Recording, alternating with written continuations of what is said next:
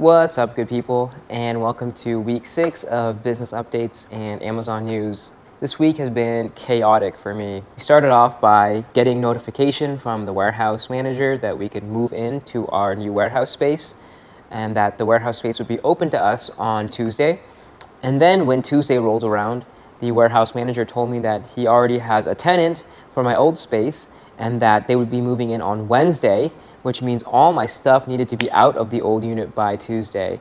So he literally gave me like 1.5 days to move all my crap, all the thousands of units and boxes of inventory, plus all my office supplies and office materials over to the new unit. And that was probably one of the hardest 1 to 2 days I've ever had in my entire time doing e-commerce. Here is a video of what my new warehouse looked like before I moved in.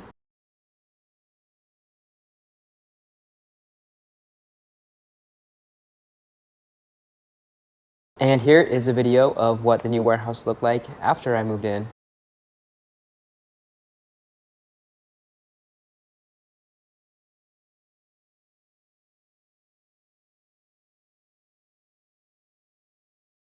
And you can see that I literally moved all this stuff into the warehouse all on my own. I was sweating my ass off. I was not in a good mood the whole time, and it was a very rough few days to say the least. In addition to the chaotic moving days, I also received 3 huge pallets.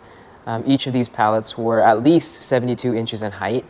And so I was just head in the weeds, frantically trying to move things from one unit to the next and receiving pallets and signing off of them and checking them in and making sure that we received all the things that are supposed to be on the packing list. It was chaotic as hell. This new unit is much bigger than my old one. It's about 50% bigger. And the cool thing about this one is that I have these warehouse shelves that you could have probably seen in the video. The maximum height that I can stack my inventory is 12 feet. And these shelves help me be able to utilize all the vertical room. One of the cool things about this week, though, is that despite being so defeated by all the physical work I had to do, was that on Monday, my wife and I went to see the Clips, and that was probably one of the most fun concerts I've ever been to in my entire life. Here's a quick clip of one of their songs. CLIP, SCFB, A1LB. I can show you how to bust a drink if you let me. I'm on the gram like confetti. Switch is ready. She leaning on Celine cause she ain't stepping in, just stepping. Yeah, I think it was a good idea. I had doubts of whether I should actually go to the concert or not because of how kind of defeated and sad I was the whole day on Monday. But after I came back from the concert, it helped give me more energy to tackle on the next day of finishing the transition to the new warehouse. And I'm definitely glad that I went. This experience made me really realize that I've been dropping the ball in hiring for warehouse help. I think a lot of people who do wholesale, they probably use a third-party logistics company or some sort of prep center. I've decided to go through the warehouse route manually because I've seen a lot of intangible benefits of having my own warehouse space. Some of these intangible benefits are like I'm able to have clients and customers come visit me in the warehouse space where I have dedicated office space to have meetings. Having a physical space helps add credibility.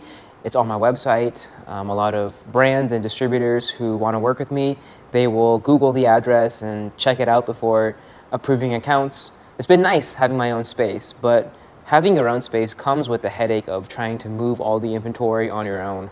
And as I'm scaling up with wholesale and receiving like multiple pallets per day, it's quickly become overwhelming for me. And I realize how much I need help now. So right now I created a job posting on Indeed, and I'm going to be posting it on a couple different websites, but I'm hoping that I can get someone on staff maybe middle to end of next week. But besides that, the new warehouse space has been a huge blessing for me. There is a 0% chance that I would have been able to receive all of these pallets had I not moved at that exact time. It was literally like the next day, 12 hours later after I moved in is when these pallets started coming in, and they would not have fit in my old unit. So the timing worked out perfectly for me. Outside of logistics and warehouse news, I've been reading this book called Profit First. I'm still in the process of reading it right now, but I kind of understand the basic premise of the book. The book is essentially advocating of how important it is to take profits in your company, to pay yourself a salary. And the reason why is because I think sometimes as entrepreneurs, we get into this weird mindset where we feel like we shouldn't be taking a salary because us taking a salary means less money in the business, which therefore could mean less growth.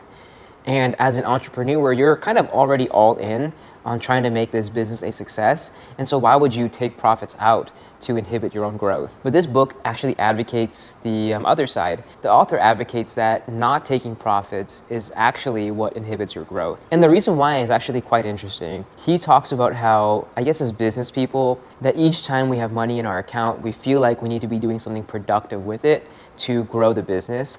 And when you are sitting on a cash pile in your company, you're gonna have a lot of hits and you're gonna have a ton of misses. And by having this kind of big pile of cash in your company bank account, you end up taking on more risk and having more misses than you have hits. The ratio of hits to misses increases with the less cash that you have because you're only acting on your best ideas. Now, the author also goes on to say how so many entrepreneurs, you could be doing 6 figures, 7 figures, 8 figures in revenue, and he's talked to hundreds of businesses.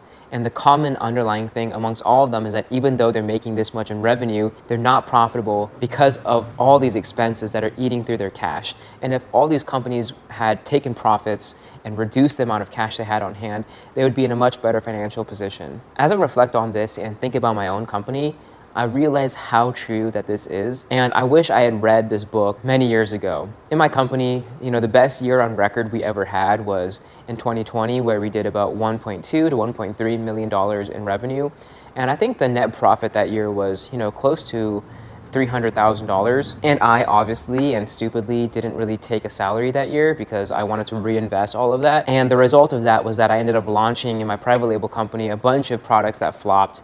I spent $50,000 on one product that got crushed in the marketplace. I spent another $30,000 trying to launch another product that just couldn't really take off. And I guess worst of all is that I spent tens of thousands of dollars on advertising for my existing products to try to win a stronger foothold in the marketplace, and all that advertising just went into Amazon's pocket. And so with this kind of new information of profit first in mind, I've been thinking about my own company and what it would look like for me to begin taking profits more regularly. And I think this book has really encouraged me to A, take profits, and B, take them more consistently. And I hope that this will not only just help me survive, because I haven't been paying myself very well for the past maybe 2-3 years, but I think it'll also help me, focus on the things in my company that will move the needle and not have this excess leakage and spending, just like throwing money at a wall and seeing if it sticks. Well, to conclude this week, I'm going to be sharing with you guys some of the most actionable news in the Amazon e-commerce space that I can find. So starting off this week, there was an email sent by Amazon talking about the removal of specific variations in their catalog system. And so their email says between September 2nd and November 30th, they're going to be removing variation themes from product templates that aren't relevant or frequently used to simplify your listing experience.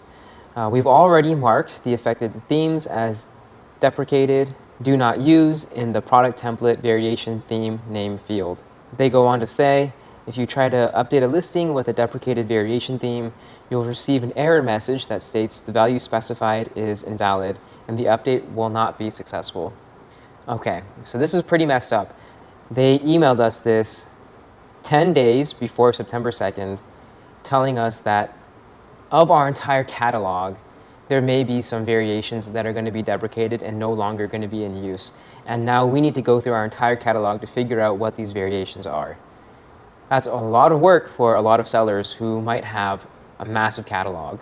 So thankfully, there was a lot of public backlash on this, and then Amazon released this statement clarifying specifically what's happening. They published a response where they said, this change was only intended to impact variation themes that were not needed. We've reviewed the list. We've revised the list to only remove variation themes that had no sales in the past 12 months. Additionally, we won't remove any versions of critical variation themes like size, color, and style for applicable product types. So that's a huge wave of relief for a bunch of sellers, knowing that Amazon isn't willy-nilly chopping up random variations and removing them from the catalog. Lastly, Amazon announced an update to the shipping dates for meltable items. As you may know, meltable items can only be sent to Amazon FBA warehouses during specific dates during the year. So this update came in the form of a forum post where they said, Hello, starting September 22nd, we're removing the previous multiple inventory restrictions announced on March 2025. This ensures that you can send multiple inventory to FBA before we resume filling customer orders for these products on October 13th, 2025. What this means is that beginning September 22nd, they will begin receiving our multiple products for sale that will begin on October 13th. This is great news. You know, in my previous video where I talked about how we're going to start doing multiple products this year, there was a really fast turnaround time to get ready for the October 13th deadline. Now they're giving us a couple of weeks now to get the inventory checked into FBA warehouses before the October 13th time arrives, when these items can now be sent out to customers. All right, guys, well, that pretty much wraps up this video. You know, it's been a really tough week for me. Thank you guys for watching, and I hope to see you guys next time.